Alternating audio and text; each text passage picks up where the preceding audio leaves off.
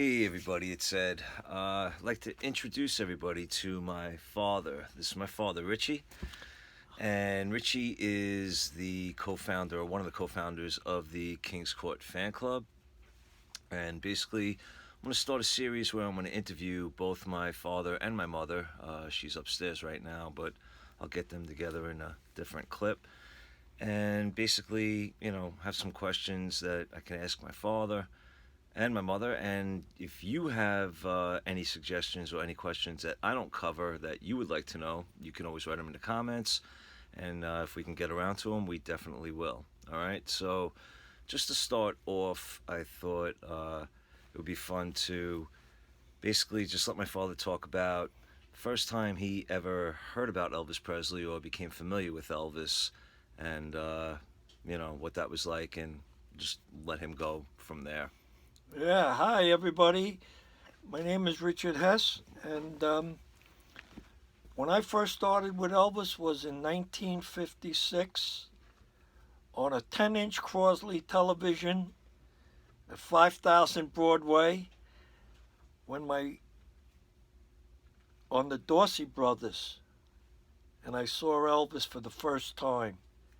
I saw him on all the Dorsey Brothers, and then after the Dorsey Brothers, I saw him on the Milton Berle show.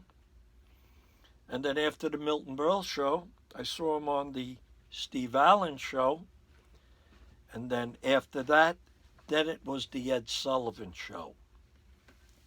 Okay. And Oh, go ahead. Go ahead. and the ironic thing about it all was when I first saw Elvis back in 1956, there was really nothing out there. It was Teresa Brewer, it was Perry Como, it was Frank Sinatra, it was Frankie Lane. And when you saw Elvis, he was different. Really, really different. And I said to my mother, I says, God, this guy is going to go somewheres. And like I said, at 16 years old, when you see this, you say to yourself, my God, look at where I've been in my life when I've seen the greatest, really. He was phenomenal, and there was nobody in the world like him. He was my idol. He was everything. I really enjoyed watching him, and Elvis was like a golden palomino. When he walked into a room or when you saw him, it was just phenomenal. You'd be in awe from just seeing the charisma that he had. It was really, really great. Trust me when I tell you. All right. So I want you to look at that. Show it to the camera. This was mine. All right. And what do you remember? Do you remember where you got that? When you got Yes, that? I bought it on 207th Street in New York City at a record. Well, it was like it was a record store, but they also sold um, irons. They sold televisions. They sold mix masters. They just sold all kinds of different small appliances, but they also had a record department, and all the records were in sleeves in a box, and that's where I bought this. Okay. And it was on 207th Street in New York City. All Yep, right. All right. Very yep. good. All right. And what about the very first time that you remember going to see Elvis? When was that, and where was that? Okay, in 1969, Elvis was going to open up at the International Hotel in Las Vegas. And Mom and I, which is my wife Angela, she was pregnant with Edward at that point in time in our lives. And I was just a working guy, going to work every day, trying to make a living, taking care of my family. And we lived in Island Park at that point in time. And when we found out that Elvis was going to play Las Vegas, I tried every which way to go and see him. But at that point in time, we just couldn't do it because Angela was ready to have Edward, and this was April of '69. And, I have a little baby at home, plus I had another younger son at home.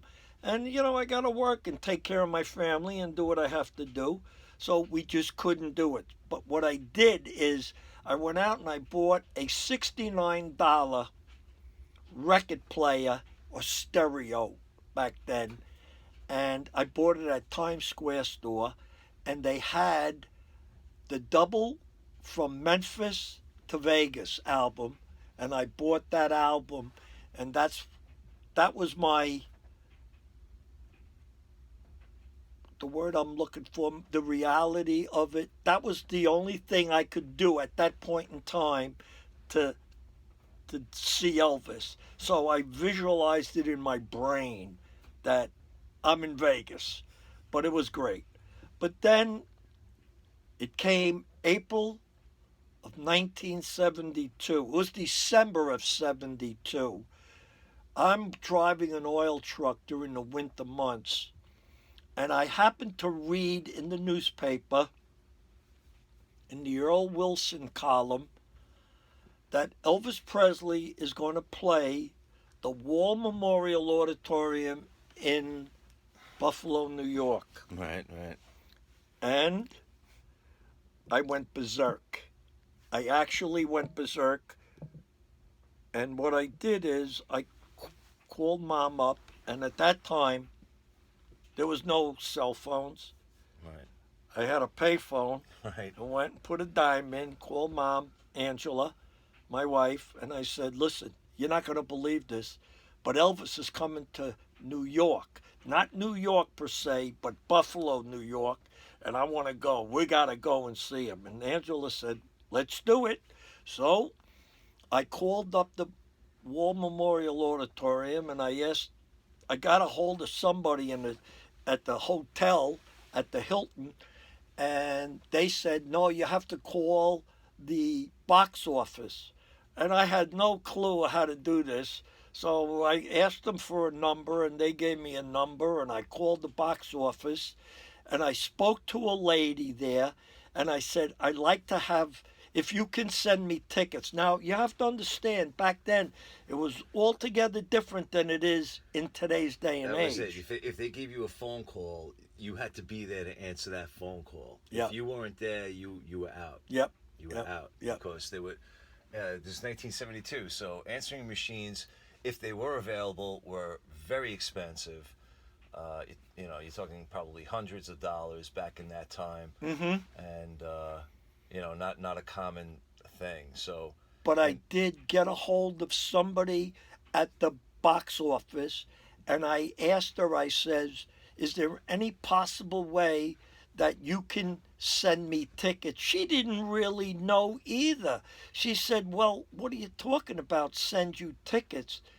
How are you going to pay for these tickets? Which is another thing. Right. I had no credit card back in '69. All right. No, this is 72 now. I'm sorry, in '72 there was, no credit card transactions being the way they are today. No, very different.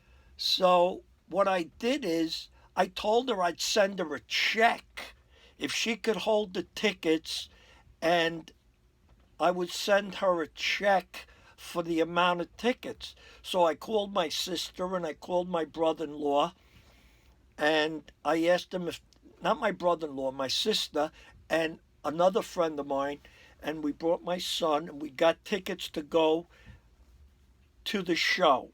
And it was one show that we saw there. That was April 5th, 72. That was April 5th, 72. They were filming on tour at that time. Right. Okay, now wait, I want to stop you. Okay. There's something that you did during that when you went to see him. Oh, yeah. We snuck in, a friend of mine, Mike Menudo, and myself, we snuck in a closet in a room where the band was set up, where Elvis came in and they were doing rehearsals. And it was great. We snuck in this closet. I saw Elvis come in. Mike saw him. We had the door open just a little bit, but then Mike got crazy and he opened the door more. And Lamar Fike, Jerry Schilling, Red West, and Sonny West saw that door open, and they came over and they escorted us out of that room. And I want to tell you something. I went berserk because even though, I mean, I seen him, I heard him sing. At that time, he was doing, I'll tell you the song he was doing, For the Good Times. And I heard him, we were hearing him do it like 2 and 3 times. That's when we tried to open the door more to look out the crack where the door was open, and that's where they saw that door open, and they heard the door open for some reason, and these guys walked over, and there we were, like two stool balls sitting in that closet like geeks trying to see Elvis, and they escorted us out. And that was that. But I remember talking to a couple of the cameramen there. We were in the hotel, and the night of the show, we went to the show, and I want to tell you, when he walked out on stage, my wife was next to me, then she's sitting on my lap. When Elvis walked out, I'm telling you, we all stood up, we all went berserk. I mean, he wore a powder blue suit. It was gorgeous. And you just could not believe what you were looking at when he walked on that stage. I was in awe. I couldn't even speak. I couldn't comprehend that I was actually seeing my hero. And really, that's what it was back then. Mm-hmm. And it was great. Very good. Excellent. All right, so you know what? We're going to end it on here for now, and we'll call this part 1, and then we'll get Mom in on the next one, and we'll do more. Okay. All right, everybody. Yeah. So thanks for watching, and leave a comment. If you have any questions you want to ask, leave them in the comments. And as always, be good to yourselves, be good to each other. Take care.